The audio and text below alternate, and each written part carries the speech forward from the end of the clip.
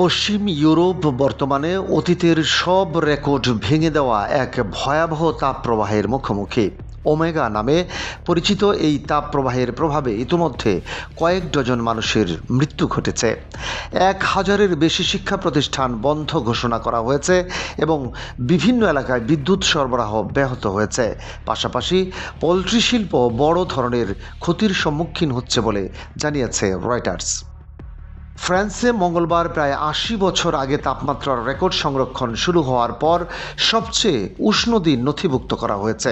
দেশটির উত্তর পশ্চিমাঞ্চলীয় ব্রিটানি এলাকায় বিদ্যুৎ বিভ্রাটে ক্ষতিগ্রস্ত হাজারো বাড়িতে সংযোগ পুনঃস্থাপনের চেষ্টা চলছে।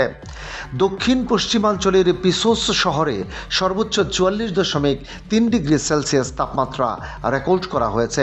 ইতালির স্বাস্থ্য মন্ত্রণালয় ফ্লোরেন্স, মিলান, রোম, তুরিন ও ভেরোনা সহ মোট 16টি শহরে সর্বোচ্চ মাত্রার তাপপ্রবাহ সতর্কতা জারি করেছে।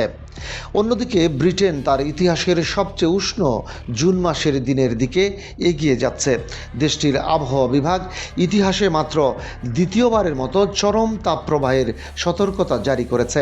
বুধবার শত শত স্কুল হয় বন্ধ রাখা হয়েছে, নয়তো নির্ধারিত সময়ের আগেই ছুটি দেওয়া হয়েছে। ফ্রান্সের তীব্র গরম থেকে বাঁচতে গিয়ে পানিতে ডুবে অন্তত 48 জন প্রাণ হারিয়েছেন। এছাড়া একটি গাড়ির ভেতরে অতিরিক্ত তাপের কারণে 2 শিশুর মৃত্যুর ঘটনাও জানিয়েছে কর্তৃপক্ষ।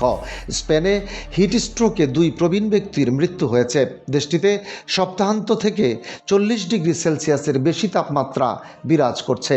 জাতীয় আবহাওয়া সংস্থা জানিয়েছে, সোমবার ও মঙ্গলবার জুনের শেষ ভাগের ইতিহাসে সবচেয়ে উষ্ণ দিন হিসেবে রেকর্ড হওয়ার পর বুধবার থেকে তাপমাত্রা কিছুটা কমতে শুরু করেছে।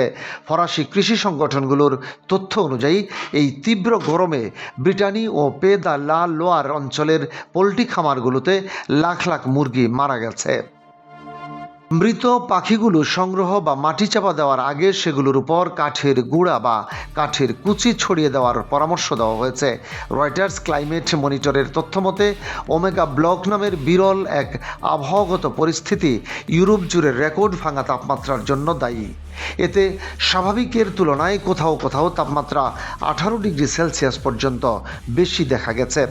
গ্রিক বর্ণমালার ওমেগা অক্ষরের আকৃতির সঙ্গে মিল থাকায় এ আবহাওয়ার নামকরণ করা হয়েছে। এর মধ্যবর্তী স্ফীত অংশ দীর্ঘ সময় ধরে কোন অঞ্চলের উপর তীব্র গরম আটকে রাখে, আর দুই প্রান্তে তুলনামূলক শীতল আবহাওয়া বিরাজ করে। মেটিও ফ্রান্স জানিয়েছে, বর্তমান পরিস্থিতি 2003 সালের আগস্টের ভয়াবহ তাপপ্রবাহের সঙ্গে তুলনীয়। সেই তাপপ্রবাহ 16 দিন স্থায়ী হয়েছিল এবং ইউরোপ জুড়ে আনুমানিক 80,000 অতিরিক্ত মৃত্যুর কারণ হয়েছিল। বিশ্ব আবহাওয়া সংস্থার মতে ইউরোপ বৈশ্বিক গড়ের তুলনায় দ্বিগুণেরও বেশি গতিতে উষ্ণ হচ্ছে, ফলে ভবিষ্যতে দীর্ঘস্থায়ী ও তীব্র তাপপ্রবাহের ঝুঁকি আরও বাড়ছে। ডেস্ক রিপোর্ট, বাংলাবাজার পত্রিকা।